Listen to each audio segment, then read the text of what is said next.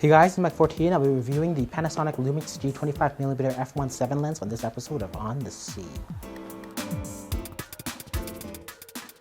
As soon as I started testing gimbals, I realized that manual focus now was something that was off limits. Now you can get something like a wireless follow focus as an alternative, but this can be pretty expensive, like $2,000 expensive. And so if you're not content with just setting a wider focusing depth and maintaining distance from your subject, you can maybe take a gamble on something like the autofocus. So I previously started using the 24mm f1.8 lens by Wesley, which is $90. But because it's a manual lens, I was out of luck when it came to tracking objects in video with a narrow focusing depth. Luckily for me and many others, the Panasonic 25mm f1.7 lens went on sale.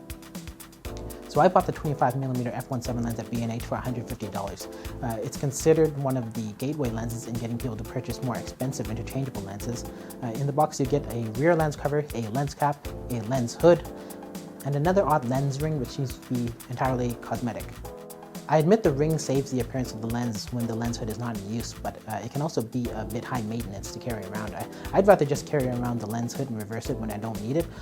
Although reversing the lens hood actually kills the functionality of manual focus. Luckily, this is an autofocus lens. The ridged focusing ring is nice and smooth, and the lens itself is lightweight. As far as photo performance goes, when wide open you get that nice depth and bokeh. Images tend to come out looking a bit off in comparison to my Wesley 24mm f1.8 lens. I'm not sure if I can quantify it. Even comparing online photos taken by other people, I noticed the same difference. Actually, the Wesley seems to give me much more range and photos come out brighter when even wide open at 1.8 compared to the Panasonic 25mm at f1.7. This is even more obvious at night. Ignoring the sharpness difference in these photos, you can just look at the blacks. The Wesley has better light every time, with every other setting exactly the same. That said, the Wesley is flawed when stopped down, with a noticeable blur in the center.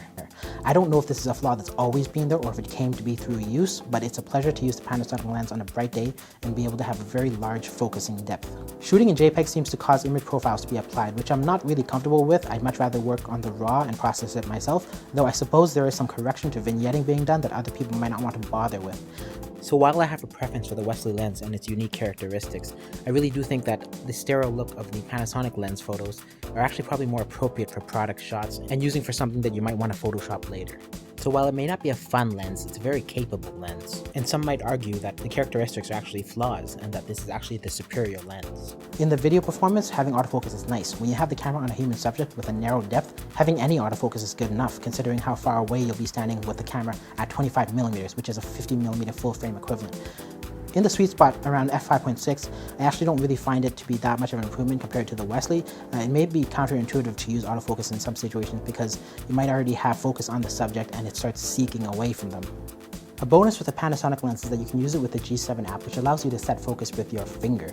This really speeds up autofocus and also gives you some control of the gimbal so long as you have a free hand. So in conclusion, at this price point, you're getting a decent lens with automatic capability, good image quality, and nighttime performance. While I prefer something like the Wesley 24mm f1.8 lens for photos, you can't really underestimate the convenience of having autofocus. And if you shoot in JPEG, the corrections can come in handy as well. That said, when stopped down from f11 to f22, the Wesley has this really unsightly blur in the center. And I don't know where that came from. Maybe I just wasn't paying attention in the beginning, maybe it happened over time. But that's the case, and Wesley has also noticeable focus breathing. And so, for just a little bit more, the Panasonic lens is justified in its price. For video, I think I prefer this lens because it has a cleaner image, it's stopped down, you can have a wider focusing depth, and with autofocus capability, you can follow a subject better. Thank you for watching the first season of On the Sea. If you like these kind of videos, like, share, and subscribe. If you don't like them, give it a thumbs down. And lastly, what's important is your feedback. So go ahead and leave a comment in the box down below. Tell me how you really feel. This is M4T, and I'll see you next time.